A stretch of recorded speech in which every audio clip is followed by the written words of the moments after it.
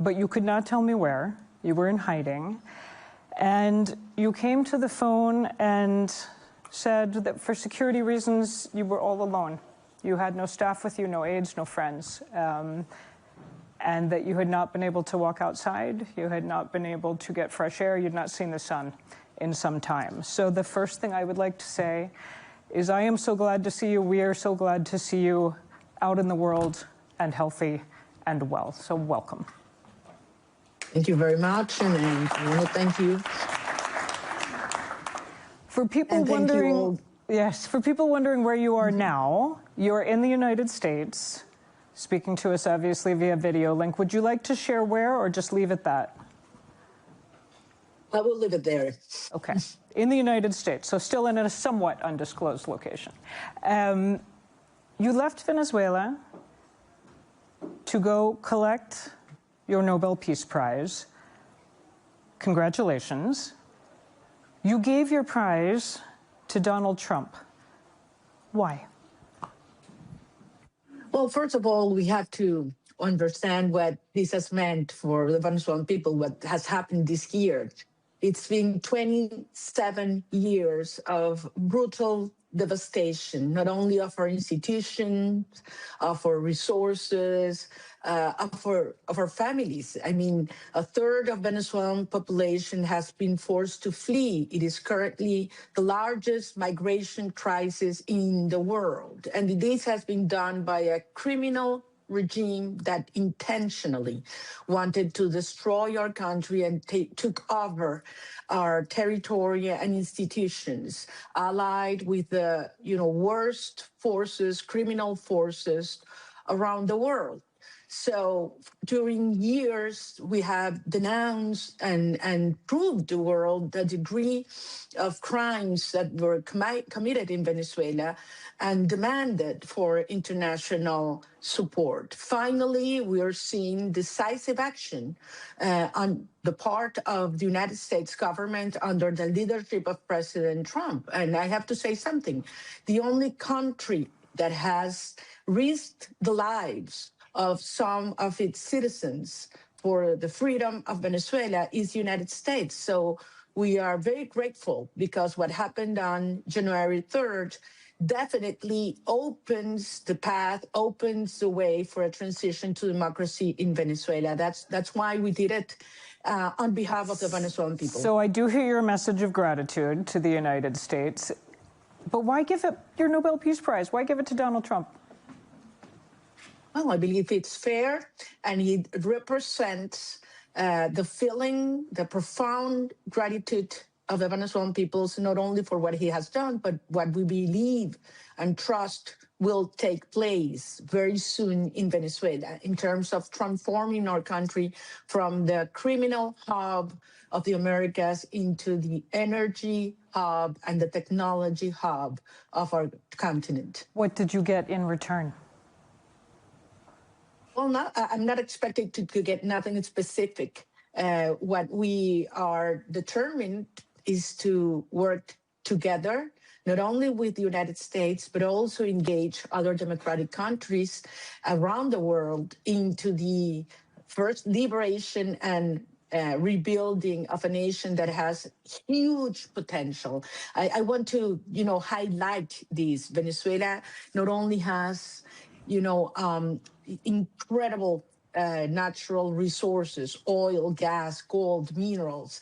Venezuelan location is unique from a geopolitical and economic perspective, and has huge territory. It's 1 million square kilometers with important infrastructure. So, this is a moment in which we need the world to act, not only, warn or support in words, but actual action in order to dismantle this structure. And that's what I believe it's going to take place as we move ahead. And there's many more details I want to get into on the future of Venezuela and what you would like to see happen and what plans are being made. Let me just stick for a minute on your plans. When will you go back to Venezuela? Well, I will go back as soon as possible when I accomplish actions and objectives that I have in place right now. It means engaging with international actors directly, one-on-one, which I had not been able to do because, as you're aware, I had been banned from leaving Venezuela for over 12 years.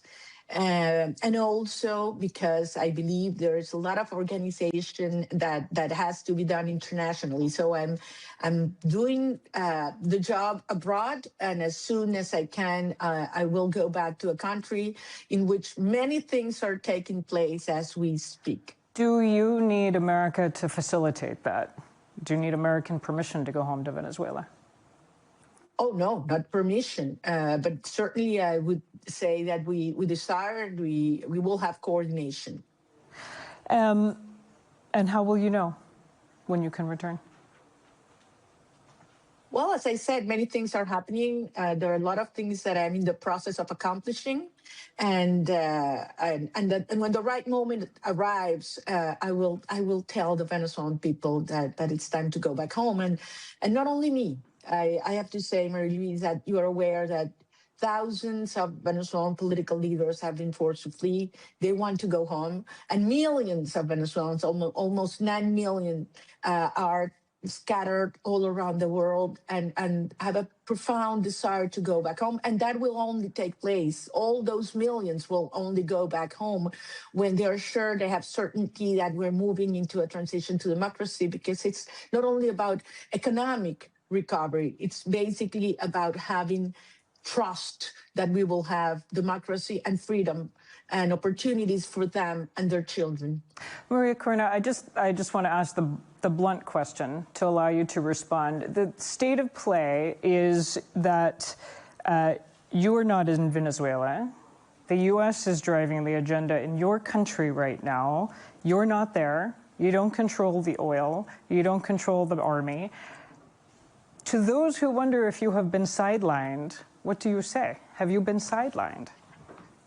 Well, I've heard that for years, because at the end, you usually get profound analysis and scenarios and formulas that have dozens of variables, but always leave one on the side, which is the most important of all, and that's the people. And we've come to this point because the people of Venezuela decided to be free and decided to risk everything in order to have a democratic country to which their children could come back. But do you have any leverage from outside the country? From outside and from inside. And from inside. I mean, I was in hiding during 16 months, and we never stopped working, organizing, and communicating. We have a network of citizens organized that were 1 million volunteers for the electoral process, and that have turned into an underground, real-time communication platform of individuals ready to act civically and moving ahead into a democratic transition, and to support this process as well. So Chris Wright, the U.S. Energy Secretary, was in Venezuela this week. He is, I believe, the highest-ranking U.S. official to visit since Nicolas Maduro was ousted. He met Delcy Rodriguez, the acting president, at Miraflores, the presidential palace. There were photographs of them smiling and shaking hands and a big band playing. I just wonder what was going through your head as you watched that. Well, just think where we were 5 weeks ago and where we are right now. Everybody thought it was impossible to have Maduro face his international law, and where he is right now. So what's important to think is what Ms. Rodriguez is thinking right now after what they've said. They know, the world knows, they are part of a criminal structure. She's an essential part of the cartel. She was the one who was the architect and overlooked the torture system and the repressive structure. And she is the main link with Russia, Iran, Cuba, and so on. Everybody knows that. So we are in a process in which the remains of the regime are following orders from the United States in a phase where they are being part of the dismantling of this regime. What we believe now is that we need to move forward into this transition once the rest of the repressive structure is further dismantled and weakened. And that's the direction in which we should move ahead now. But I guess my question again, what is it like to be sitting outside Venezuela, watching the U.S. shaking hands and making deals and signing contracts with people who you just described as running a cartel and remnants of the regime? These are the same, Delcy Rodriguez and others, who were leading the country and crushed the will of the Venezuelan people in the presidential election of 2024. We all know this is not sustainable. We all know this is a phase in which the restoration of institutions is just starting. As I said, it starts with the dismantling of the repressive structure, but in a country that currently is located in the last place worldwide in rule of law, the only way you can have long-term massive investments, not only in oil and gas, but in all other sectors in which Venezuela has unique and huge potential, requires legitimacy in the institutions, required constitutional compliance, and certainly the support of the people. And what we are watching, and we have fought for this very long, is a process taking place and advancing at a pace that we certainly want to move ahead and to accelerate. And we're doing our part outside and inside. So you mentioned oil and gas. Let's stay on that for a moment. The U.S. imposed order that seems to be emerging is oil, gas, business first, and then we'll deal with democracy and human rights and free speech and all the rest of it. Do you agree that that appears to be how things are taking shape? And B, is that the right order? Well, we believe that many things have to be addressed simultaneously in Venezuela because of the degree of destruction and simultaneous crisis we have. We have a humanitarian crisis, we have economic crisis, we have a public service crisis, and certainly a security one. So all these issues need to be addressed simultaneously. The Secretary of State has been clear in saying that these phases can overlap, and that's part of the work we're doing right now to be sure. But in terms of the sequencing, I'm sorry to jump in terms of the sequencing, you're okay with that it's the Energy Secretary who's the first senior U.S. official to set foot that we know of in Venezuela since last month? Well, to be clear, the first actions that actually took place were the initial release of political prisoners, and that's taking place as we speak.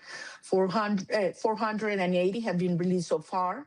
Still, there are over 800 in prison, but this is huge. And we're starting to see that the consequence of these release of political prisoners is a reaction from Venezuelan society, mobilizing, gathering, demanding in the streets, something that was unthinkable a month ago, unthinkable. So we are seeing certain progress. Of course, it's not enough.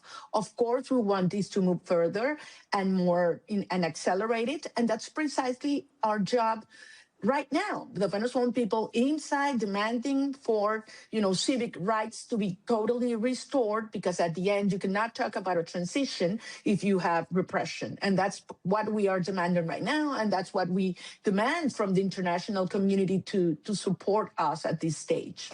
Speaking of political prisoners, just this week, one of your closest political allies was arrested by heavily armed men wearing civilian clothes. He was held without anyone knowing his whereabouts. I'm talking about Juan Pablo Guanipa. He is now under house arrest, is my understanding. Is he okay? Do you know? Actually, I spoke with Juan Pablo last night. You, as you say, you're right. He's one of our closest colleagues and friend. He had been detained for almost a year, and he was released last week. And the same day he was released, a couple of hours later, he was taken and disappeared again.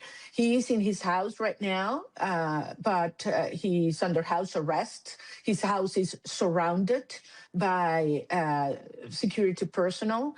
But I want to highlight one thing, Maria Luisa. I've been speaking with dozens of Venezuelans that have been excarcerated in the last days and hours. If there's something that I'm, really impressed and moved, is the determination and will that they have when they go out. The first thing they do is that they call me in the car and they tell me, what do I have to do right now? And I tell them, you have to go home, you have to hug your mother, you have to take a bath. And then they say, no. What do I have to do regarding my work, regarding Venezuelan liberation? And this is a kind of strength and energy that cannot be stopped. Venezuela will be free because of its people. Although, in fairness, going home and hugging your mother is always good advice at all times and for all of us. Where does all this leave Edmundo Gonzalez, who won the presidential election in 2024, is now in exile in Spain? Do the results of that election just go away and we start over, or what happens? But absolutely not. On the contrary. I mean, what took place on July 28th, 2024, was the most important milestone in Venezuelan democratic history. I mean, this is extraordinary. We not only won by a landslide, but we proved the world that the will of the people and the military is to move ahead into a transition to democracy. And I want to insist this here. I mean, in Venezuela, the electoral process is overlooked and protected by military. And that day, they were ordered to stop us from getting the tally sheets, and they disobeyed. So this is a proof that the wide majority of the armed forces and the police support us. Edmundo Gonzalez is the legitimate elect president, and precisely what gives legitimacy to what took place starting in January and what will happen in a transitional process and a transitional government that eventually will have general elections is because the people spoke and popular sovereignty was expressed. You said eventually general elections. You created a little bit of a stir when you made comments, I think a week or two ago, giving some kind of timeline for when elections would happen in Venezuela, and the White House jumped in and said, not that, not so fast, we'll let you know. What is the timeline for general elections in Venezuela? Well, one thing is what technically is possible, and the other is what politically feasible. What is technically possible, given the situation of the Venezuelan infrastructure and the destruction of the electoral registry, and how elections have been totally fraudulent and we have no results whatsoever, is to start dismantling the electronic system and building one that can give the Venezuelan population absolute trust in the results, and that you give the right for all Venezuelans inside and abroad to vote. So technically, we can have free and fair elections in the moment you start the process in 40 weeks. Certainly, there are political conditions that have to take place before and during that process.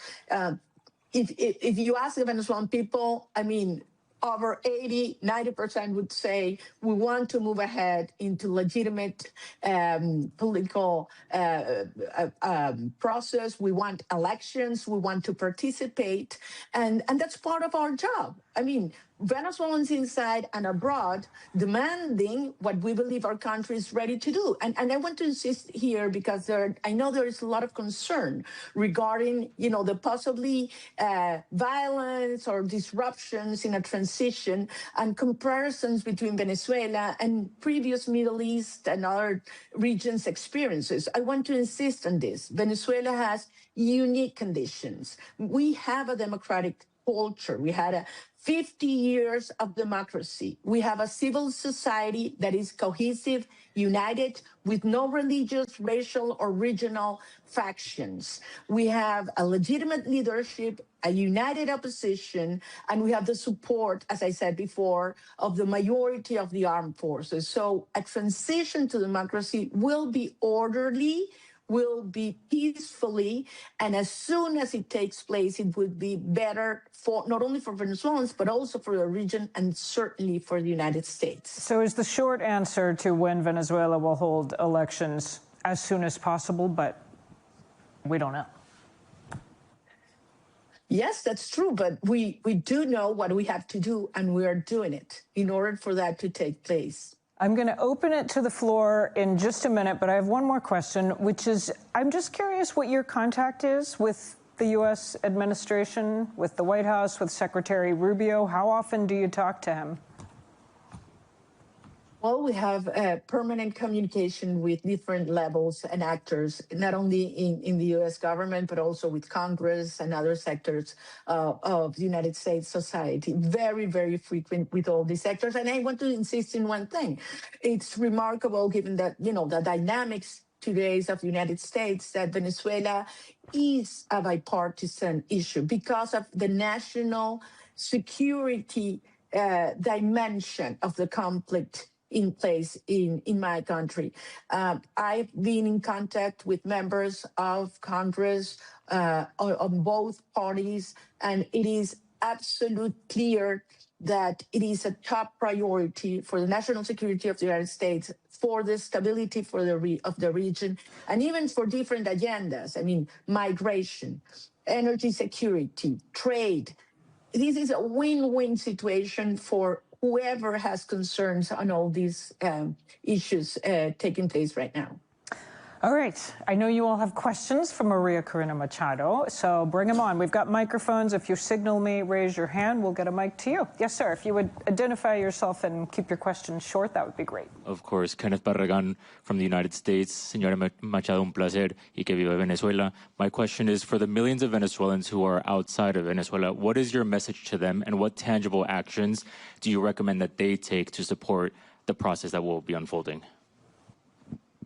Thank you so much for that question. I have to tell you something. I am impressed and moved in what I've seen so far in terms of the support of individuals, citizens from other countries that jump to me, run to me, and tell me that what's going on in Venezuela, it's a matter of, you know, existential priority for the rest of the region. People from Nicaragua, from Cuba, from Colombia, from Brazil, I mean, all around the region.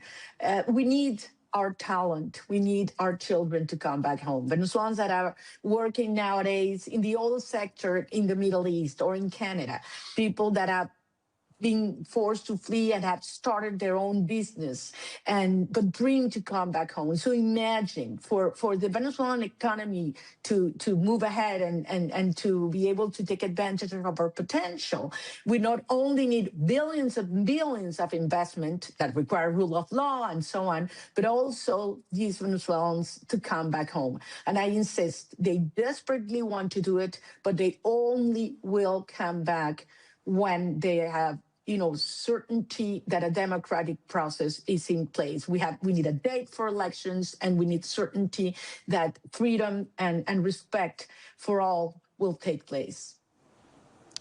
Other questions?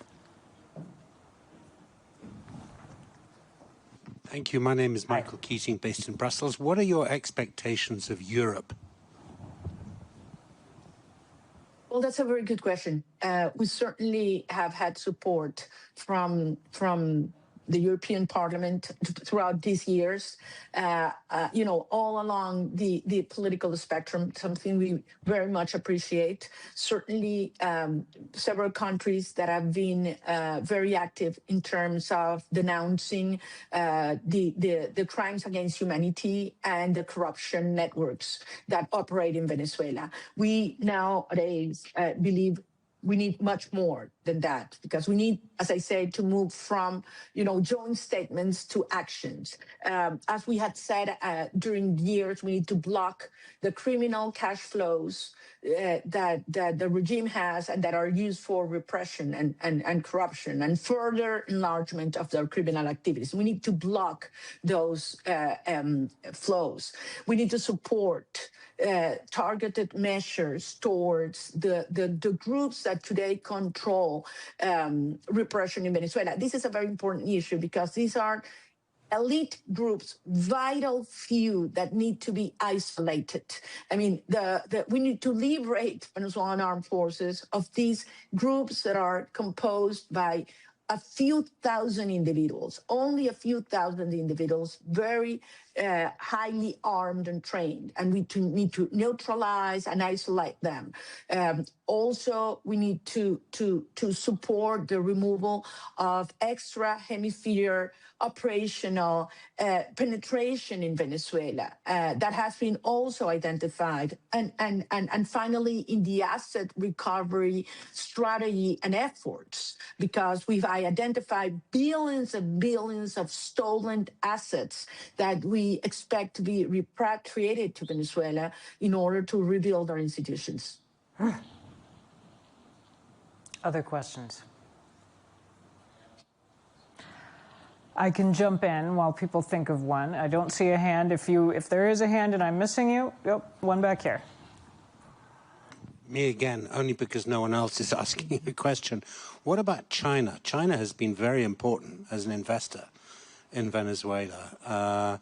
Do you see a future for Chinese engagement in Venezuela going forward?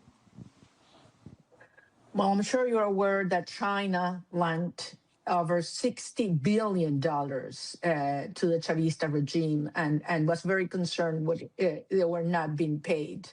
That has been reducing significantly, and today we estimate it's around $16 billion. And certainly China has identified the huge potential in rare minerals and other natural resources Venezuela has.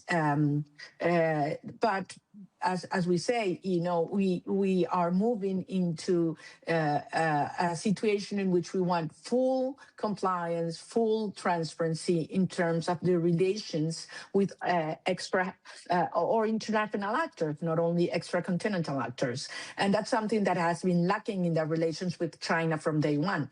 So, we are in a process in which we need to dismantle the presence of foreign regimes, Cuba, Russia, Iran, currently infiltrated into Venezuelan institutions, not only economic activity, including the military, and dismantling also the technological platforms that have used for espionage and terror of the Venezuelan people.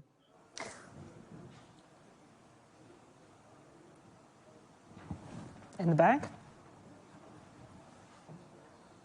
Thank you very much. My name is Toby. I go to Brown University. I was wondering, what could younger people do to help out, in your opinion? I love your question. Thank you so much. And I'm not sure if you're aware, but 2 days ago, for the first time in almost 2 years, we saw young Venezuelans in our, 23 universities all around the country calling for civil society to speak out in support of our political prisoners and the total liberation of them. This was very courageous, very brave on their behalf. And what we saw that day is something unthinkable just a few weeks ago. So what's taking place in Venezuela is huge in terms of the repercussions it is already having in the region. I mean, when we dismantle the regime, the criminal regime in Venezuela, Cuba will be next. Nicaragua will follow. For the first time in history, we will have the Americas free of communism and dictatorship. This is huge regarding, the contribution to humanity. And I think this is a moment in which we require young people speaking out, because the fight for freedom in Venezuela is a huge contribution also for freedom around the world. And we will make this happen. I want to insist on this. We will never give up. What we have done as a society is remarkable. We've heard all along the way, Gabi, that this was impossible to achieve. And finally, here we are at the threshold of freedom because of people's will and organization, and certainly because we have the support and leadership of the US government at this point. May I follow up on something you just noted? You said Cuba will be next. Nicaragua will be next. I just wonder, does anything about that give you pause in terms of the precedent that is set of regime change? I mean, what happened in Venezuela, whether you like Nicolas Maduro or not, and I think we know where you stand on that, but it was one country sending in special forces to remove the leader who was running that country. I'm talking about more widely in the region. Yeah, anything about that? We're talking a lot about the global world rules-based order here.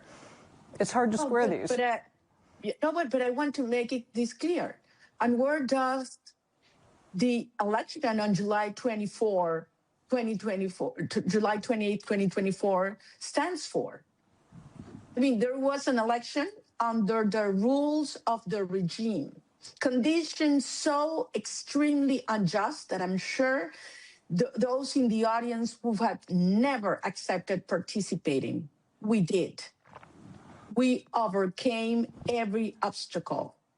We had no media, we had no money, but we had organization, and we won. And we proved it with 85% of the original tally sheets scanned for the world to see. So regime change was mandated by the people. Nicolás Maduro was not a legitimate president. He was the head of an international criminal structure that was, persecuting, torturing, and destroying innocent people. An invasion had taken place in Venezuela. What we had asked is support so that law could be enforced. And that's precisely what happened on January the 3rd. So I think it is time for people around the world to call things by their name, as they are. The previous structures that we had internationally did not work. I mean, over 20,000 people have been detained illegally during the Chavista Maduro regime. Over 11,000 have been executed by parallel structures of the regime. Over 2,000 cases of torture, including foreign individuals that are recently given testimony of what they suffered. Camilo Castro, a Frenchman, saying how he was even sexually assaulted while he was in prison, disappeared for months. I mean, this is still happening in Venezuela. So this is not about changing a regime for the sake of one country. This is supporting the just cause for democracy and freedom of a nation that has demonstrated its will to reunite in freedom. So first of all, thank you. For the context, for the clarification, and I just want to say I'm sorry for some of the horrors that your country has lived through that you've just described. I'm sorry on behalf of the people who have lived through those and their families. I do want to make sure I understand what your thinking is in terms of the question of precedent. Would you be okay with the U.S. going to another country in the Western Hemisphere and removing the leader of a different country if that leader did not come to power through what is internationally recognized as free and fair election? I am demanding not only the United States, but all democratic countries around the world to support the people who around the world are struggling to live in peace with dignity and justice. And it is very nice to hear in different forums around the world leaders and actors support these values and then turn around and make business with those criminal regimes that oppress innocent people. That might sound well, but it's a tragedy that is still happening. So I do support, and we ask for leaders, not only in governments, in parliaments, in media, in business sector, to support those people that are fighting, organizing in order to have freedom and democracy, and to respect the will of the people wherever they are around the world. I've got more, but let's show me your hands if you've got them. Yes, ma'am. I wanted to comment on your point on whether Maria Corina or anyone else is okay with the president. I'm the former Minister of Foreign Affairs of Panama. And I think the clear precedent that's established here is that us, including myself, as an international community failed Venezuela, as we're failing Nicaragua, as we're failing other countries. So I think the point is not really, it's not ideal what the U.S. did. Clearly it's not, and it goes against a rule-based order. But it was filling a gap that we as an international community have left. So I think the most important thing here is that the way that is established right now and the way the rule-based system that we have is not allowing, when there's a clear dictatorship, for anything to take place other than waiting around and multiple statements that we all give in support but turn to nothing. Thank you for that. Maria Corina, do you want to respond? Well, thank you very much for your remark. I want to insist in one point. I've heard many times in the last days refer to international law.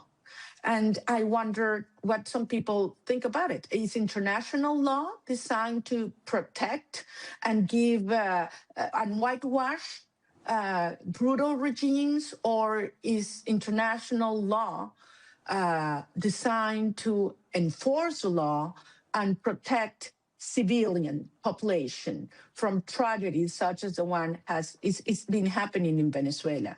I think international law should be applied to protect sovereignty, such as what the Venezuelan people expressed, and to support a rightful and just desire to live in freedom, not to protect and defend the criminals that oppress the people. Speaking of international law, should the U.S. keep blowing up alleged drug boats in the Caribbean?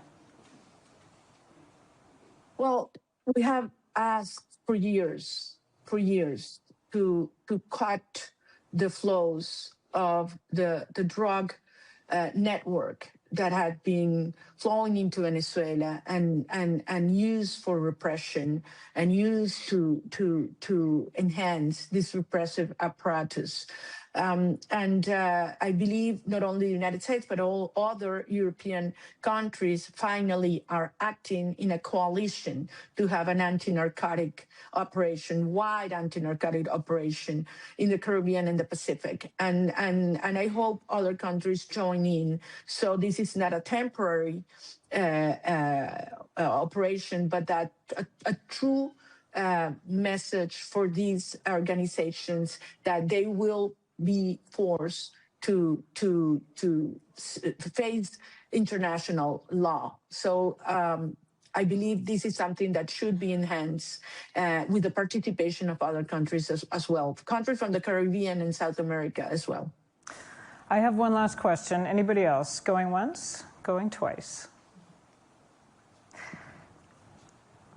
One more. You just detailed the many crimes that the regime has perpetrated against Venezuelans. And so I'm wondering, in your view, what should be the repercussions of the perpetrators, including the current acting president? That's a very good question. And I will take advantage of it also to thank organizations such as the Inter-American Commission and CURT, the High Commissioner of Human Rights of the UN, the fact-finding mission that has done a remarkable job documenting and publishing the tragedies of Venezuela. I mean, I'm talking about thousands of cases that have even been submitted to the International Criminal Court. This means that once the truth is known, we will see one of the most cruel, repressive periods in history that took place and took over a country. We believe that we need to move ahead into strengthening our judicial system, that the truth should be known, victims should be repaired, but certainly in order to move ahead and have most of these of the individuals that want to support the regime integrated into our society, justice must happen first. We're not looking for revenge. We will not persecute. We will grant the rights that were denied to us. I'll bring us to a close by asking this. 5 years from now, when you're president, first, we hope you'll come to Munich and take questions here and be able to travel the world freely. But my question is, what role do you see a democratic Venezuela playing in the region and on the world stage? Thank you very much for that question. Our goal, our challenge is to turn a country that has been the criminal hub of the Americas into the energy hub of the Americas, into the technology hub of the Americas, but also into the democracy example for the rest of the world. A country that has its institutions in ruins, that can stand up and be once again the home of millions, not only Venezuelans that want to come back, but citizens from all over the world that will find an unique opportunity, unique, extraordinary opportunity, not only because there's a business opportunity of over 1.7 trillion in different sectors, but because Venezuelans and Venezuelan people are really extraordinary. So what we see and we need to be is not only an example and inspiration to others, but assure that future generations of Venezuelans learn from our mistakes, but also of our incredible achievements. To see that that freedom is not free, that you can lose democracy in less than one generation. And once that happens, it is very costly to bring it back.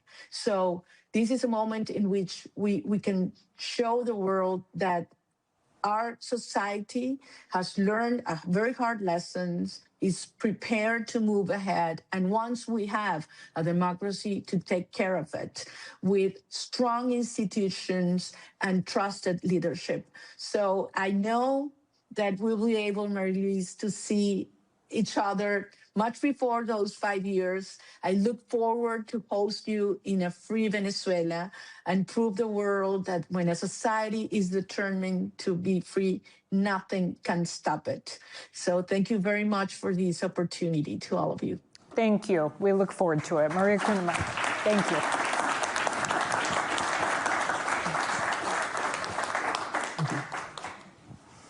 All right, thank you.